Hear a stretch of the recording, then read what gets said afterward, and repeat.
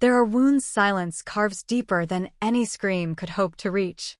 I've worn that silence like a veil most of my life, sometimes sheer, sometimes suffocating.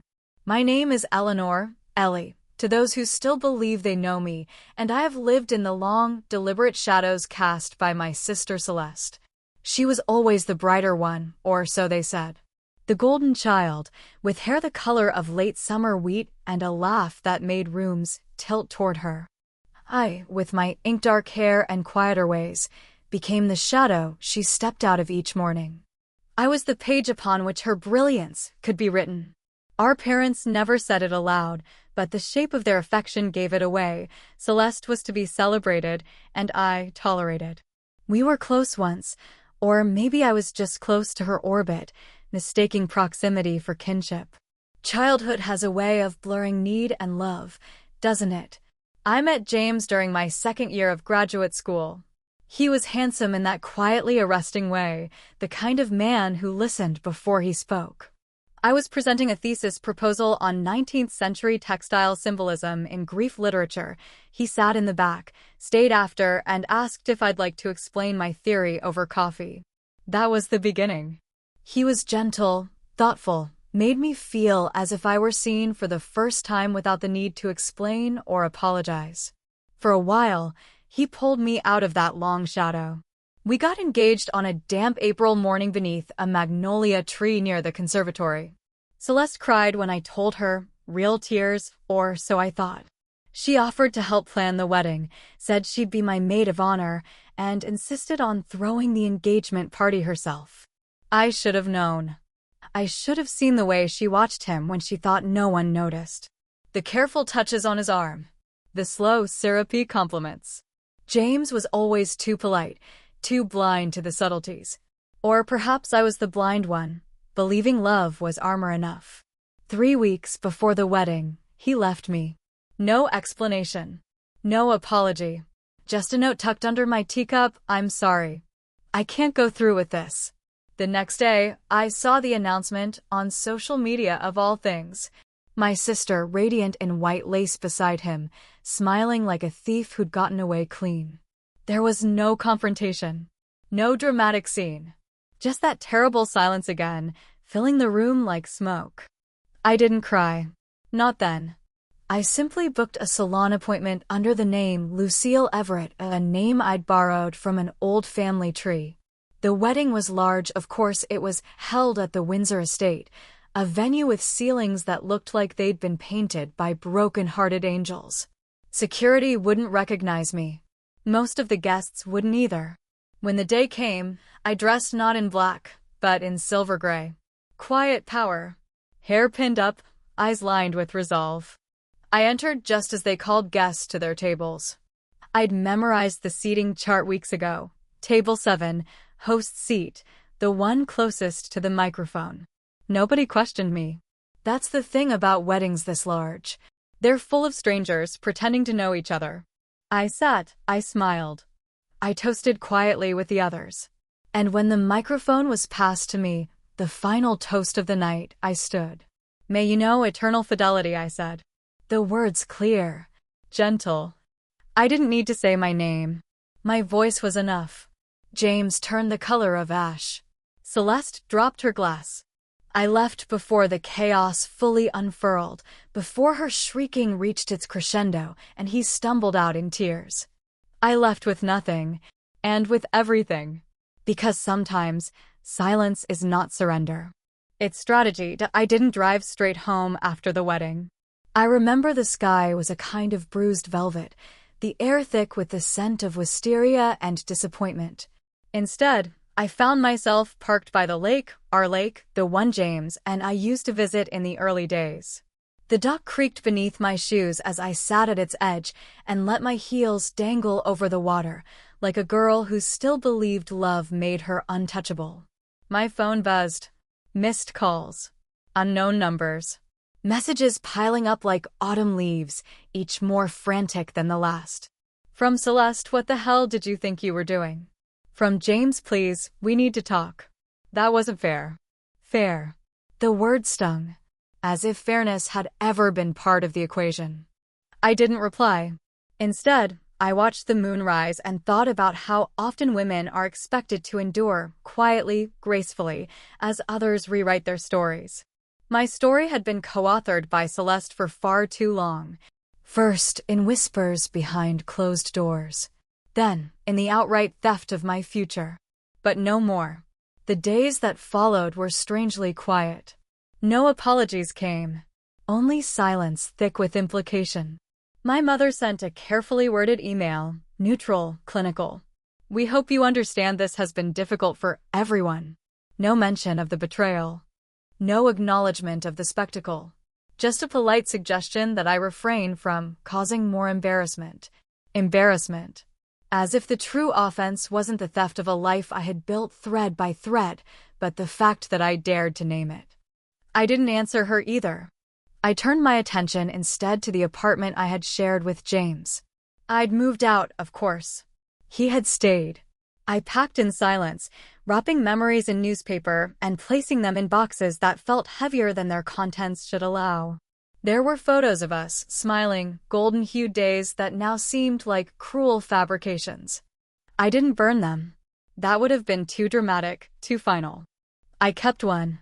A photo from our trip to Montauk, both of us windblown and sun-tired, grinning like fools. I kept it not because I missed him, but to remind myself what blind trust looked like. How easy it was to be deceived when love painted everything in forgiving shades. In the midst of this, I returned to work at the library. My sanctuary. My cathedral of paper and thought. No one asked questions there. My colleagues had heard the whispers, of course, but kindness often comes in the form of not prying. One morning, a bouquet arrived at the front desk. Lilies and white roses. No note. I didn't need one. Celeste had always hated white flowers. Said they reminded her of funerals. She wasn't wrong. The truth is, part of me died that day.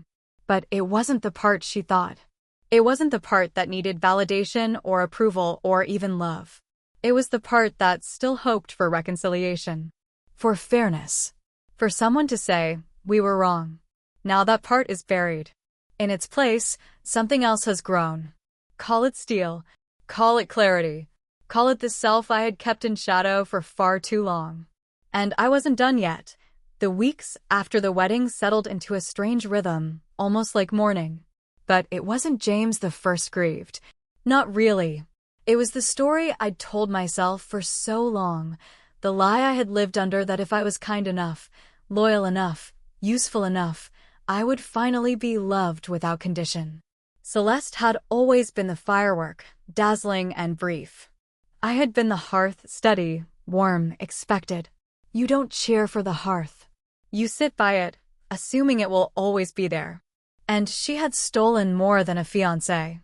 She had stolen my moment. Again. I replayed that wedding toast more than once, wondering if I had gone too far. But no, I'd merely returned the favor of exposure. Celeste had always relied on secrecy to maintain her golden image. She never expected that I might step forward, not with vengeance, but with truth. Truth, after all, is a kind of light, and it burns. I had nearly made peace with the idea that they would remain quiet, that perhaps the shame of it would keep them away. But shame is a thin veil when entitlement burns beneath. The email arrived 2 weeks later. Subject line: a request for closure. From James. He wanted to meet. To explain, he said. To apologize, if that's still possible. I didn't know if I was curious or cruel, but I said yes. I chose a public cafe. No one cries or accuses too loudly over the clinking of coffee cups. He arrived late. His face was thinner than I remembered, like guilt had carved away the softness. He held a gift bag, cheap paper, trembling hands. I didn't plan for this to happen, he said, eyes fixed on the table. We were spending so much time together. She said she understood me in ways you never could. I tilted my head. Because she listened to you complain about me.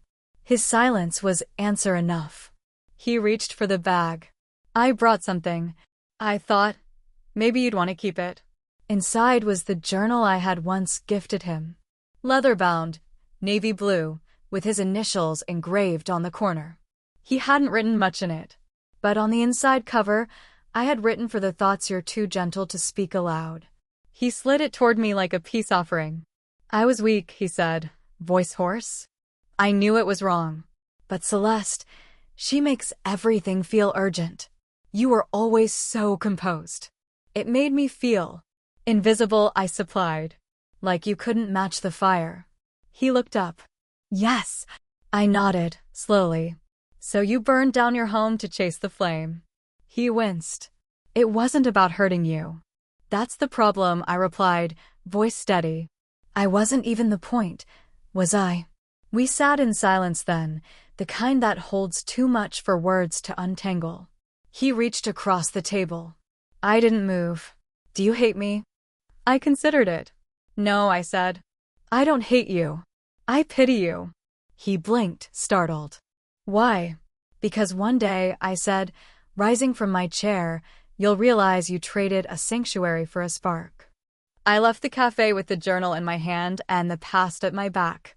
Let her keep him. Let them have each other. I no longer needed what they had. What I needed was ahead of me. After my meeting with James, a peculiar calm settled over me. It was like standing in the ruins of a house after the fire, charred beams, soot-stained walls, the scent of everything you once loved now reduced to ash. But beneath the destruction, there was something else. Space. And I, for the first time in years, could breathe. I went back to my studio apartment with its creaky floors and the constant hum of city life beyond the windows. I poured myself a glass of wine and sat by the open window with the journal he had returned to me. My inscription stared up from the cover, familiar and foreign: "For the thoughts you're too gentle to speak aloud." I turned the pages slowly, finding only a handful of entries. One stuck out. June 14th. "She's too perfect. Not in the way people usually mean it. She notices everything. It's exhausting to always be seen. With Celeste, I can rest. She never asks questions I don't want to answer." There it was. The crux. It wasn't that I failed him. It was that I reflected him too clearly. Celeste gave him a mirror that made him feel bigger. I gave him one that made him feel bare. And so, he chose comfort over honesty. It was a coward's decision. Still, I couldn't stay in that bitterness. I had lingered in Celeste's shadow long enough to know that resentment, while righteous, can also rot you from the inside out. So, I turned back to the life I had built for myself, the one that hadn't needed their applause to flourish. At the library, I threw myself into curation projects. A new exhibition was launching, "Women Who Reclaimed Their Names," featuring historical figures and artists who had changed their identities to escape expectations. It felt like fate. My supervisor, Miriam, noticed the shift in me. "You've been different lately," she said one afternoon, arranging placards with meticulous care. "Sharper. Clearer." "I think I've stopped apologizing," I replied. She smiled. "It suits you." That night, I received a message from a name I hadn't seen in years: Margot Benson. Childhood friend turned semi-estranged adult acquaintance. She was hosting a salon-style gathering for women in the arts, she said. Would I come? Normally, I would have declined. But something in me stirred. Maybe it was time to step back into the light, not the one borrowed from others, but the one I'd always carried quietly within. I RSVP'd yes. And then I did something unthinkable. I took the photo from Montauk, the one I'd saved, and tore it in half. Not with violence, but with ceremony. I burned the edges gently over the sink, watching the flame curl the image into memory. Then, I picked up my phone and changed my social media bio to 4 simple words. Eleanor Grace, reclaimed and rising. The past hadn't ended me. It had revealed me. And I was only just beginning.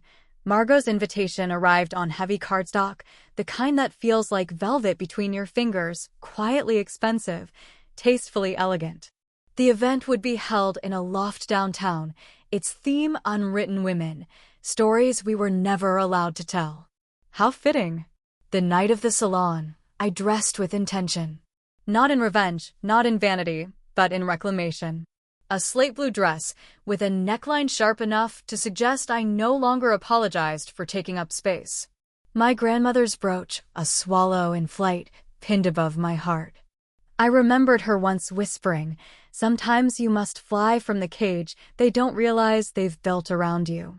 When I entered the loft, a hush settled, an air of curiosity, of anticipation. Women moved like poetry through the space, each bearing their own storms. Margot greeted me with an embrace that felt more honest than our years apart should have allowed. "I'm glad you came," she said, her eyes searching mine. "I always wondered when you'd show up as yourself." That startled something in me. Had it always been so visible? We sat in a circle of velvet chairs, surrounded by books and soft lamplight. There were painters and poets, dancers and lawyers, midwives and musicians, all with stories like weathered journals tucked beneath their smiles. One by one, we shared. Some spoke of escape, of marriages that had caged them, families who demanded performance instead of truth. Others wept as they recalled moments when they stood up for themselves and were met with silence, exile, or cruelty. When it was my turn, I hesitated. Then I told them not everything, not yet, but enough. About the stolen fiancé, the wedding toast, the silence that followed, the sister who had written me out of my own life as if I were a footnote. The room held its breath. And then came the sound I didn't know I'd been aching for: applause. Not the clapping kind, but the soft affirmations, the murmurs of yes and me too that rippled like healing through the circle. "You were the ghost in the story," one woman said. "And then you rewrote it." "Not even rewrote," said another. "You reclaimed the pen." That night, I didn't just tell my story. I heard it mirrored in dozens of voices, refracted through lives both wildly different and achingly familiar. And for the first time, I didn't feel strange for the way I had loved too much, sacrificed too quietly, or left too little for myself. I walked home beneath a sky full of stars that didn't ask me to shine brighter, just to be.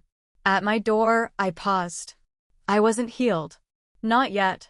But I was no longer hiding. And that was its own kind of freedom. I awoke the next morning to sunlight that felt different. Not softer, not warmer, just clearer. The kind of light that doesn't apologize for what it reveals. It streamed through the blinds and spilled across my hardwood floor like truth finally arriving. I opened the window. Let it in. That morning, I revisited my bookshelf, the one cluttered with volumes I'd collected over the years, many untouched. My hand lingered on a slim blue One Women Who Run with the Wolves, a gift from my Aunt Miriam after I graduated college. I'd never read it then. Too busy trying to shape myself into something acceptable, understandable, desirable. But I opened it now. The pages felt like prophecy. The stories of wild women cast out, overlooked, misunderstood, yet still surviving, still creating, still becoming. It made me think of my mother. She had not called. Not once since the wedding. Celeste must have spun her story well, how I had hijacked her special day, how I'd embarrassed the family.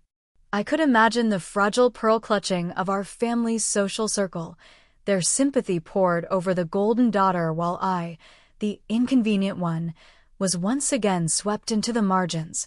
That afternoon, the doorbell rang. I didn't expect her.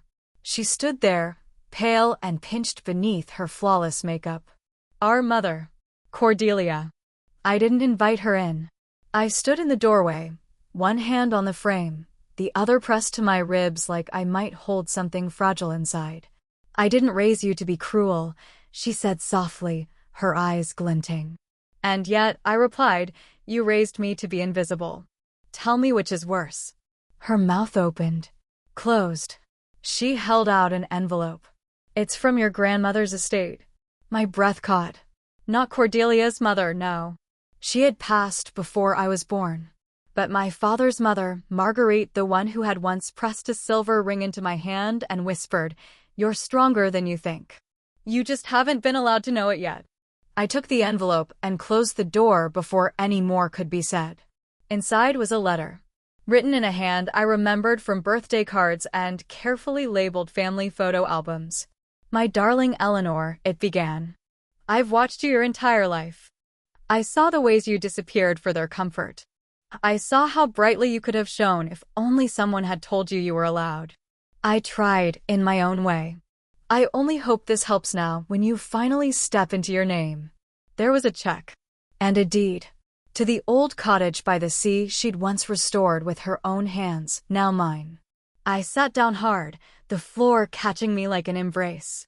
I had spent so long being cut out of conversations, of celebrations, of inheritances both emotional and material, that I didn't know what it meant to be chosen. But now I had something that was mine. Not stolen, not borrowed, not begged for. A beginning. Or perhaps a return. I visited the cottage the following weekend. It sat just beyond the cliffs of Wren's Hollow, tucked between wild sea grasses and the kind of rocks that remembered shipwrecks. The roof was a little crooked, the windows flecked with sea salt, but it stood firm, weathered, not broken. Much like me. The key turned with a creak that sounded almost like recognition. Inside, the scent of lavender and dust stirred in the air like forgotten lullabies. It hadn't been lived in for years, but it didn't feel empty. It felt waiting. Every inch of it whispered her name. My grandmother Marguerite had been many things: a quiet woman in public, a force of nature in private. She'd built this place with her bare hands after losing her husband, refusing to live in mourning. Widowhood is not a sentence, she once said to me, it's a reawakening. I hadn't understood her then. Now I did. I wandered through each room like I was stepping into an inheritance beyond money, an inheritance of will. The wallpaper in the kitchen still peeled at the corners, and the back door stuck slightly from the salt air swelling the frame. But I ran my hand along every imperfection like a rosary. They weren't flaws. They were fingerprints. I found her journal tucked behind a row of yellowing cookbooks. She had written about me. Eleanor sees things the rest of them miss. The way her mother dismisses her when she's right. The way Celeste borrows her ideas and passes them off as her own. She notices. But she doesn't say anything. Not yet. My throat closed. One day, she'll stop waiting for permission. One day, she'll remember she has teeth and wings and fire beneath her stillness. I clutched the book to my chest and wept. Not out of grief, but recognition. It is a strange kind of miracle to find someone believed in you all along. That weekend, I cleaned the place. I aired out the curtains, scrubbed the floors, repaired the squeaky cabinet doors. Not because I needed to, but because I wanted to. This was mine. Not a gift. A reclamation. I lit a fire in the old stone hearth and opened all the windows. And as the wind carried the scent of sea and smoke through the rooms, I whispered aloud. I'm not coming back for approval. I'm not even coming back for revenge. I stood in the center of the living room, barefoot and braver than I'd felt in years. I'm coming back for myself. And with that, the cottage was no longer an escape. It was a beginning. The following Monday, I changed my mailing address to the cottage. It felt symbolic and perhaps a little reckless, but I needed it. A new chapter deserved more than a new page, it needed a new book entirely. I'd still commute to the library in the city a few days a week. The rest, I would spend by the sea. Writing, breathing, unlearning. But peace is a jealous thing. It rarely comes without disruption. 3 days later, Celeste called. I stared at her name flashing on my screen like a warning flare. I should have ignored it. Should have let the silence stay unbroken. But some part of me, bruised and still healing, was curious. So I answered. Ellie. Her voice was taut. I need to talk to you. I said nothing. She filled the silence with urgency. It's James. He left. I closed my eyes. Of course he did. She continued, voice cracking. He said he couldn't stop thinking about you. About the toast. About everything. He said I manipulated him. That he made a mistake. Another silence. He won't even speak to me now. He said he wants to find you. And there it was. The turning of the tide. Then let him, I said, voice like stone. What? Let him. Let him trace every step back to where he shattered me. Let him beg. Let him break. It won't matter. I could hear her swallowing on the other end. I didn't mean for any of it to happen this way, she whispered. I laughed, soft, bitter. You didn't mean for me to fight back. Her voice sharpened. I thought you'd understand. You always understood me.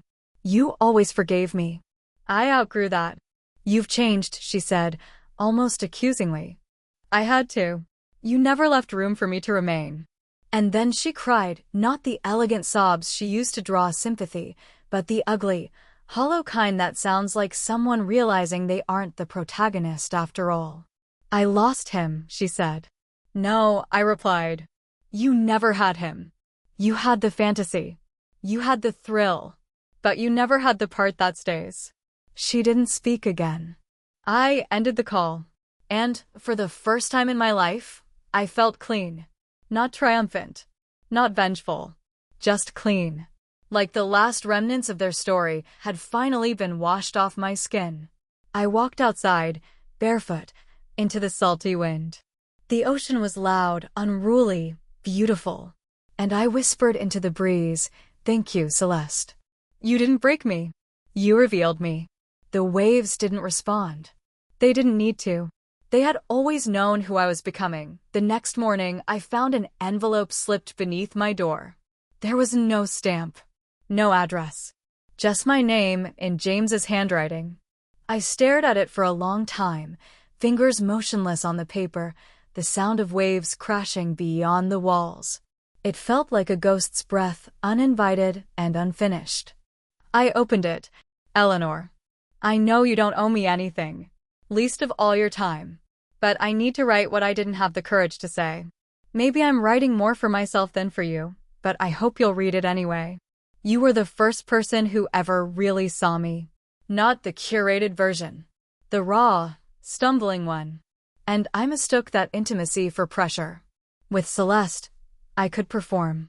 With you, I had to be real. I didn't know how to handle that. When I left you, it wasn't because you lacked something. It was because you held up a mirror I wasn't ready to look into. I thought Celeste was the simpler choice. The easier life. But ease is not the same as peace. And I've had neither since. When you spoke at the wedding, it wasn't cruelty. It was truth. And truth broke everything I had built on lies. I'm sorry. Not just for leaving. But for diminishing you in order to feel taller myself. If there is any version of your future where I am allowed to apologize in person, I'll wait. If not, know that I carry the loss of you like a stone in my pocket. Heavy. Constant. James. I folded the letter, not out of sentiment, but ritual. There was nothing left for him here. The apology, though genuine, was a rainstorm on ground already grown lush without his water. Still, I placed it in the drawer beside my bed. Not as a keepsake, but as a record. A reminder that even those who leave can find the edge of their own shadows. Later that day, I walked the coastline near the cottage. The tide was low, revealing tidipools teeming with life, tiny ecosystems thriving in crevices carved by years of erosion.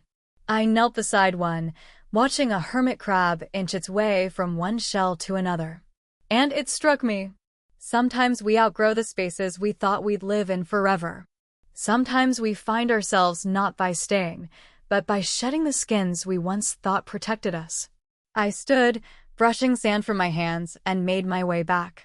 Not to hide, but to write. Because my story wasn't just one of heartbreak. It was one of rebirth. And I had only just begun to tell it. I started writing again, not just in a journal, but into something larger, something living. A memoir, maybe. Or perhaps a collection of essays. I wasn't sure yet what shape it would take, only that I needed to let the words out before they calcified inside me. Each morning, I woke with the rhythm of the sea. I brewed coffee and sat at the old wooden desk overlooking the water.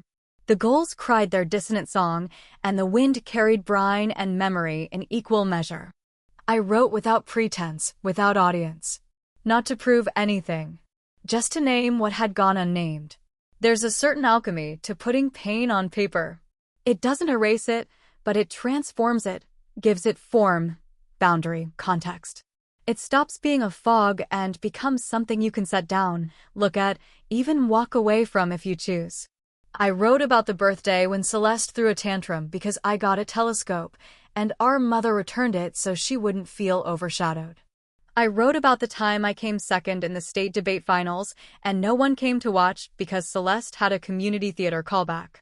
I wrote about the softness I had learned to hide, the instincts I had dulled to be palatable, the love I gave that returned to me dressed in someone else's clothes. And then I wrote about the cottage. About the way it smelled of salt and lavender and second chances. About the way silence here didn't feel like absence, but like presence, like something sacred. It wasn't all sorrow. There were pages filled with laughter, too. The wry kind. The knowing kind.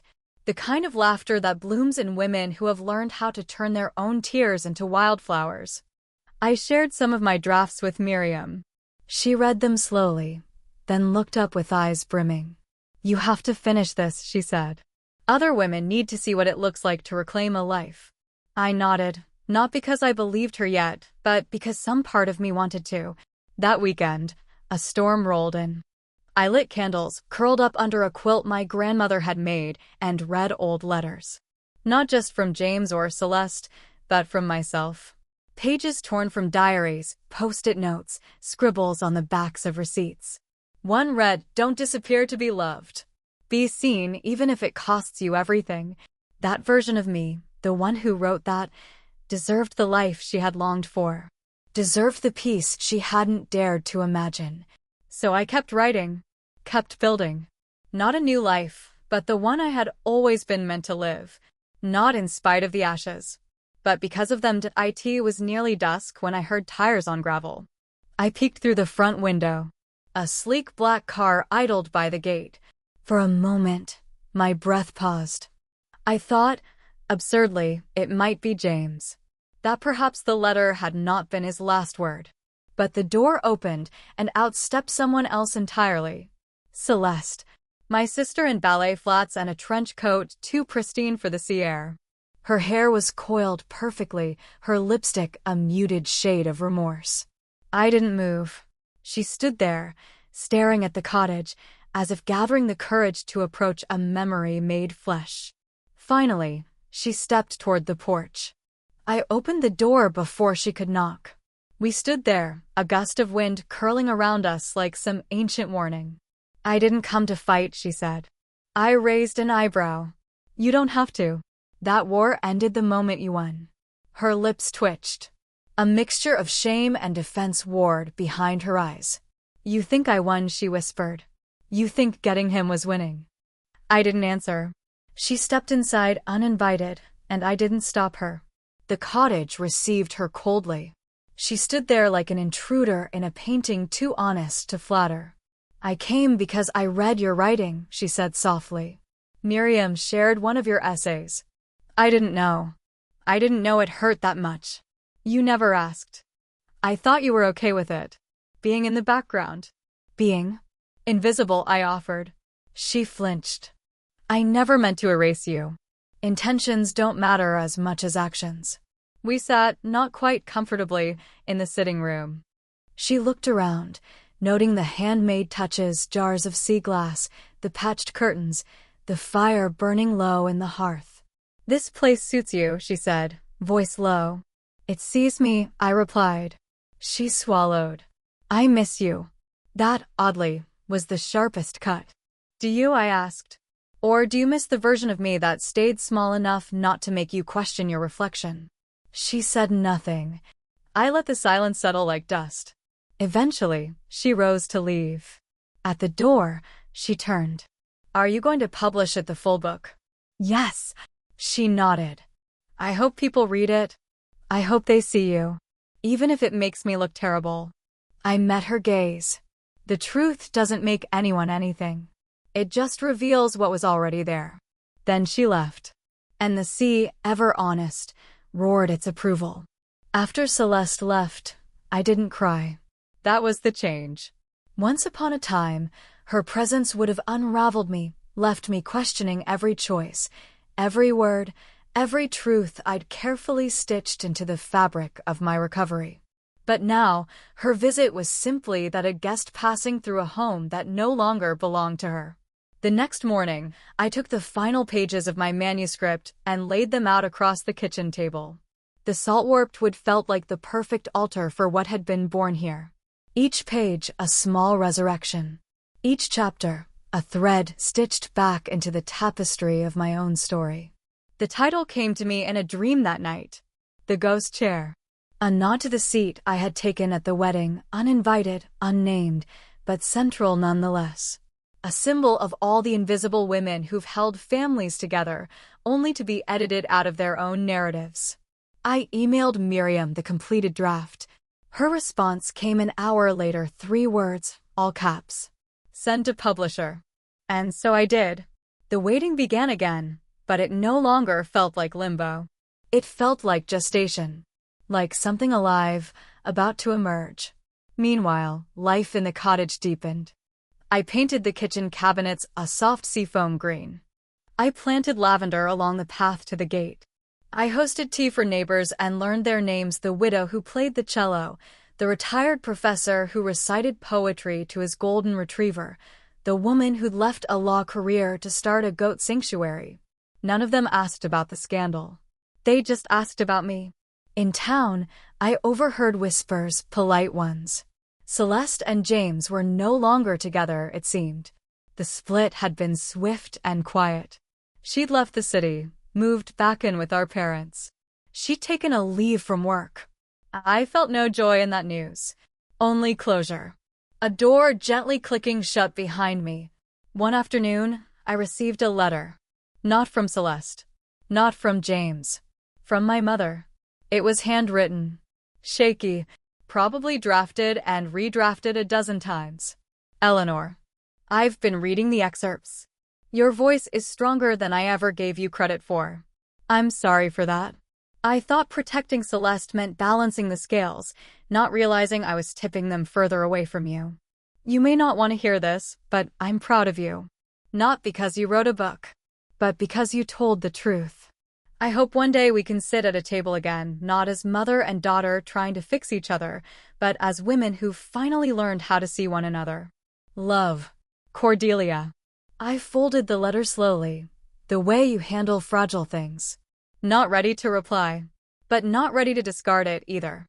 Instead, I placed it on the windowsill where the morning light could read it with me. The letter stayed on my windowsill for a week.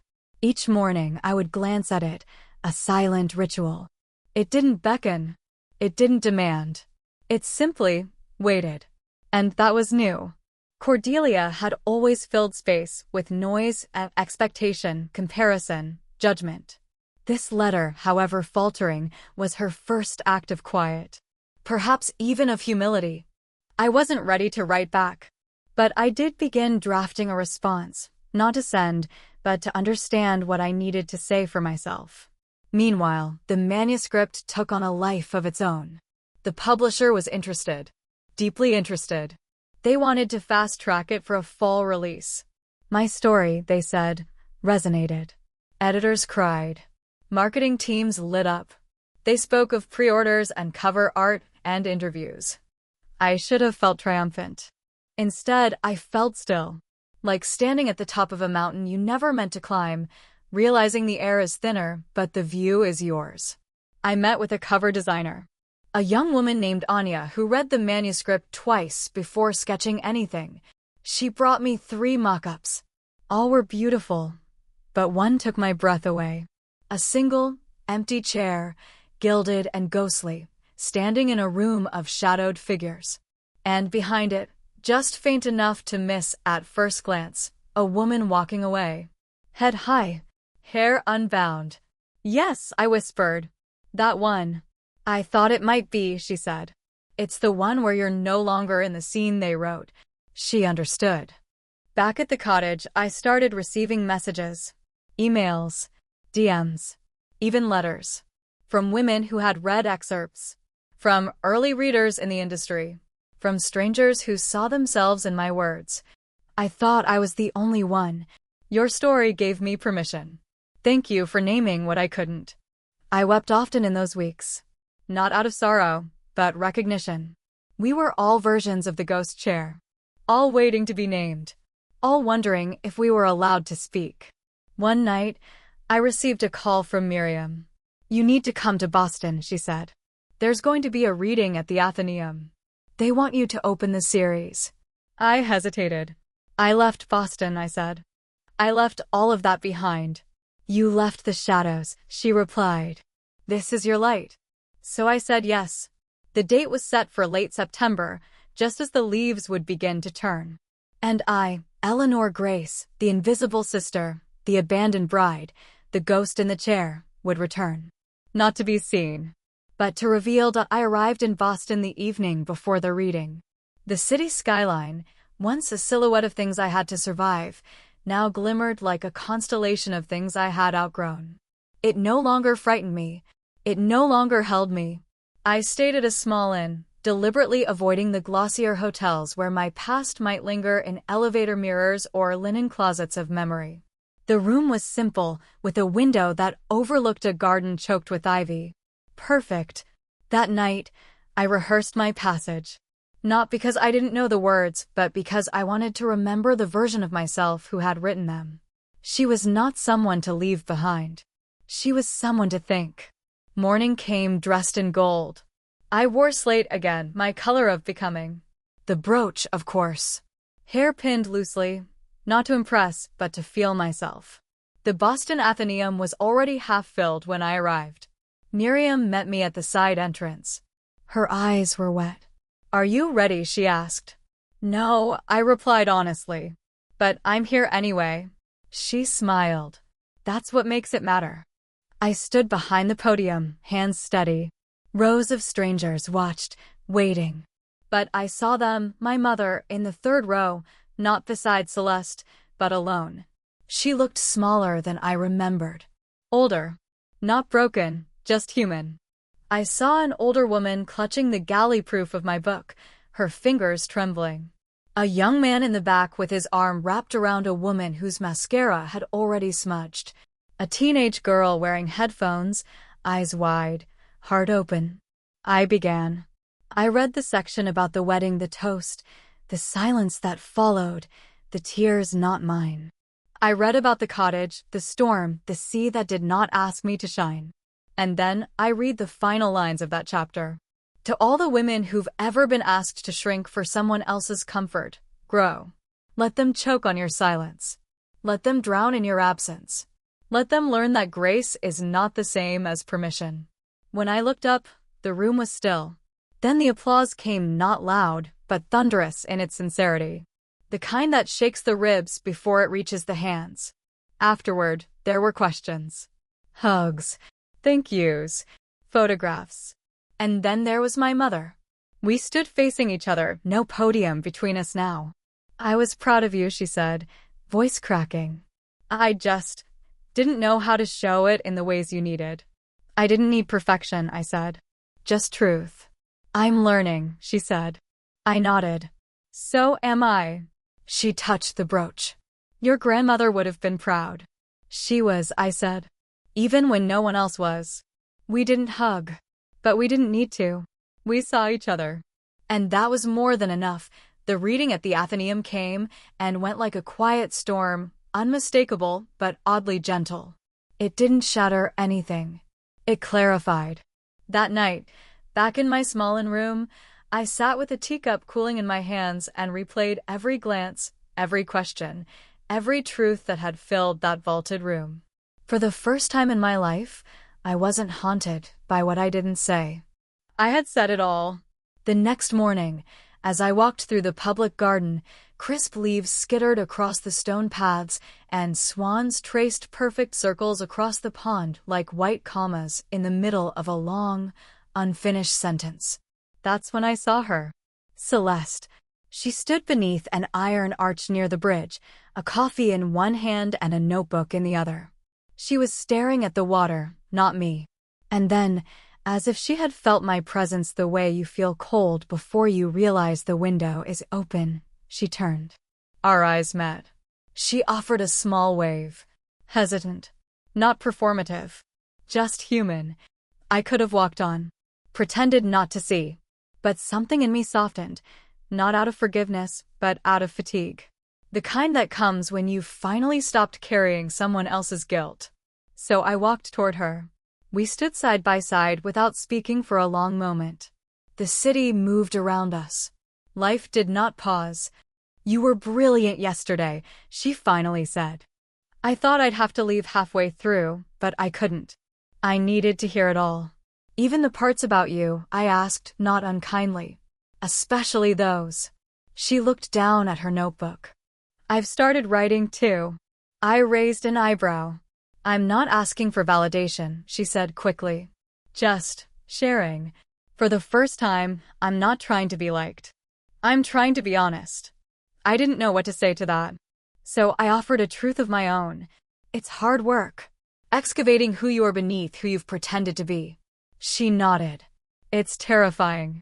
It's freedom." She looked at me, eyes shinier than I expected. "Do you think we'll ever be close again?" "I think we're learning how to meet each other for the first time." She smiled, then small, unsure. The kind of smile that didn't expect anything in return. We didn't hug. We didn't make plans. We just stood there, sisters for the first time, not locked in orbit, but standing on separate shores, waving gently across the water. Later, I returned to the cottage. The lavender I had planted was beginning to brown at the edges, autumn biting at its stems. I knelt beside it, trimming what could be saved, honoring what had to go. Because that's what healing is in the end. Not keeping everything. Just knowing what's worth growing again.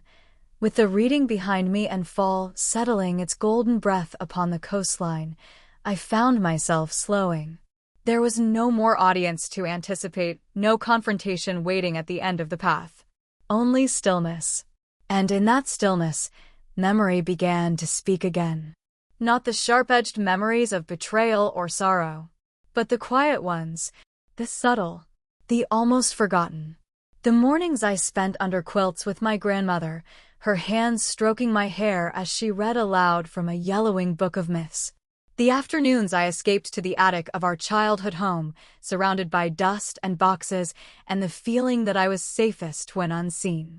I began to realize there were still parts of the past I hadn't visited. Rooms I had locked because I believed there was only pain inside. But now I was different. Braver. Not because I no longer hurt, but because I no longer feared being changed by it. So one Friday I drove back. To the house. Not the cottage. The house where I had grown up.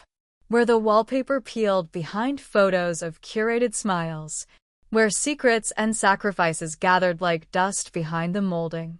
Cordelia greeted me at the door. She looked surprised but not shocked. She stepped aside without comment, allowing me to pass like a shadow returning to form. The house smelled the same. Lemon polish and old perfume. I followed my feet, not my mind, and found myself in my childhood bedroom. It was cleaner than I expected. No lingering artifacts. Just a few books on the shelf and the ghost of my old desk, now replaced with a guest chair. But then I saw it, my diary. The one I'd hidden beneath the floorboard. The one I'd deliberately left behind when James left, too symbolic to carry with me.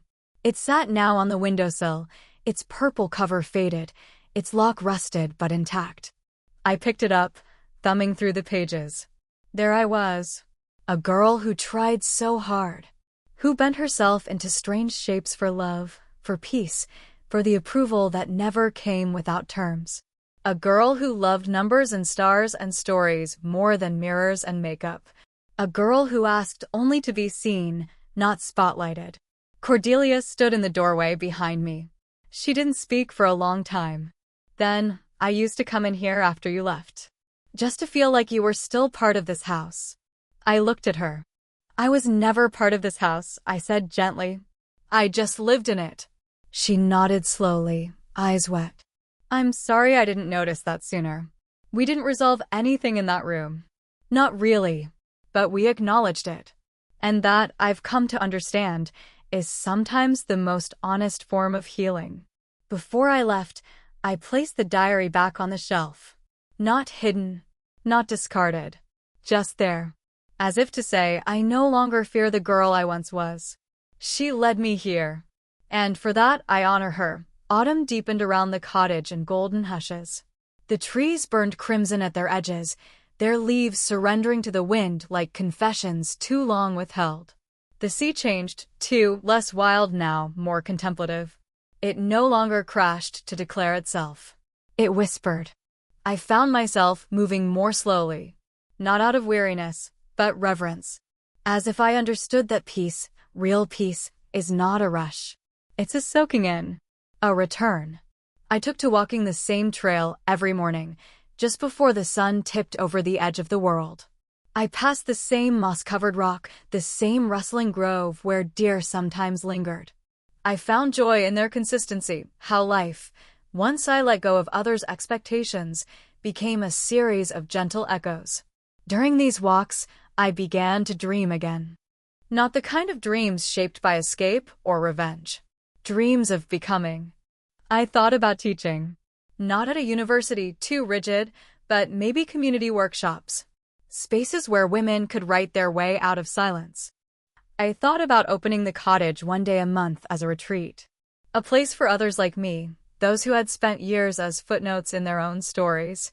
I imagined the kitchen table filled with steaming mugs and trembling pens. I imagined laughter that didn't ask for forgiveness. One morning, I received a letter from a young woman named Lila. She was 19, a reader who had found my excerpts online. Your words felt like a map, she wrote. Like someone had finally named what I was too afraid to say aloud. I left home last week. I took your book with me. I keep it in my backpack like a compass. I cried then. The kind of crying that doesn't need explanation. Because that's what truth does. It doesn't just free the speaker, it builds roads for others to follow. I wrote her back. Dear Lila, thank you for trusting me with your courage. Keep going. The silence doesn't win unless you believe it speaks louder than your voice. It doesn't. Ever. With love and solidarity. Eleanor Grace. That day, I bought a fresh journal. Not for old stories. For new ones. For the woman I was becoming. Not a ghost. Not a guest. A host. Of her own life. By late October, the idea I'd been turning over like sea glass in my mind became real. I announced it quietly, just a note on my now-growing blog, a page on a community board, and a message to Miriam. A one-day writing retreat for women learning to reclaim their voices. Coastal cottage. Space for 6. No fee, just stories, silence, and tea. The responses came in waves. Some were shy I'm not a writer, but I think I might have something to say. Some were brave my ex told me no one would care about what I write. I want to prove him wrong. And some were simple I've been quiet for so long I forgot the sound of my own thoughts. Within a week, all 6 spaces were filled. On the morning of the retreat, I lit candles in every room. Not scented, not extravagant, just beeswax and breath. I steeped cinnamon tea and laid soft blankets across the chairs.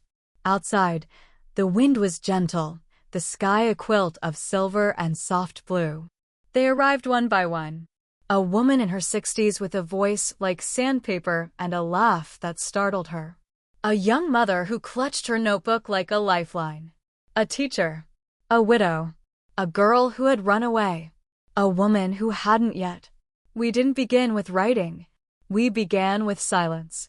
I asked them to sit, breathe, and listen not to me, but to whatever rose inside when no one interrupted. Then, when they were ready, I read from my book. Not the sharp parts. The tender ones. The moments where I almost gave up. Where I asked myself if it was worth it. Then I asked them to write. Write the sentence you've never said aloud because you didn't think you had the right to speak it. They did. And when they read them hesitant, shaking, brave, it felt like something holy. I was never a bad daughter. I was just inconvenient to a mother who wanted something else. I didn't stay for love. I stayed because I was afraid of starting over. I never wanted children. I just didn't think I was allowed to say it. I don't miss him. I miss who I pretended to be when I was with him. I want to live. even if I have no one to tell yet. I thought the silence made me safe, but it only made me small. By the time the sun dipped behind the waves, the air was thick with truth and the kind of silence that follows freedom, not emptiness, but space. They hugged me as they left.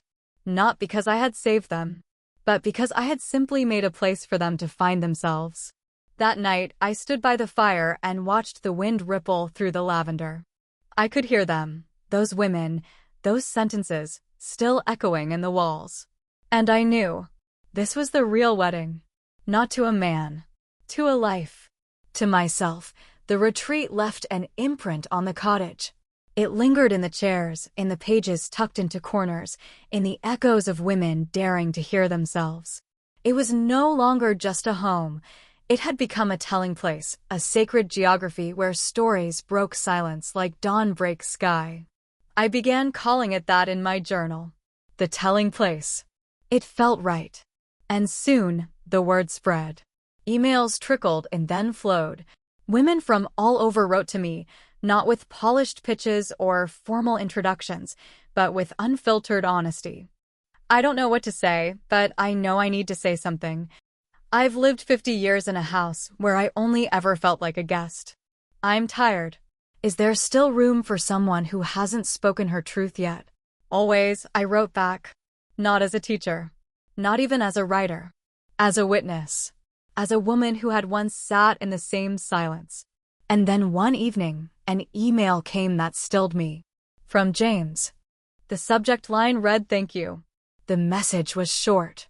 "Eleanor, I finished your book." I cried. Not because I was the villain, but because you were the hero, and I never saw it until now. I'm sorry still, but I'm also grateful. Your leaving taught me more than your staying ever could. Wishing you peace. James. I read it once, twice, then closed my laptop and stepped outside into the wind. The moon hung low, golden as a vow. I walked down the path toward the sea, my boots crunching over dried leaves and old echoes.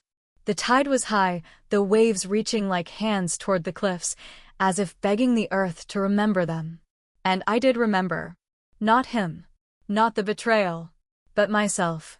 The way I stood on that wedding stage, not to wound, but to speak. The way my voice filled a room that had never invited it. The way the truth, once spoken, changed everything. Not overnight, but enough. That night, I walked barefoot across the sand and whispered into the wind. I forgive you. Not for him. For me. Because carrying his shame had never been my burden. Because I wanted to walk lighter. Because peace is not something we're given. It's something we claim when we stop holding what doesn't belong to us. Back at the cottage, I lit a single candle and wrote, "The sea never apologizes for returning to the shore. Neither will I."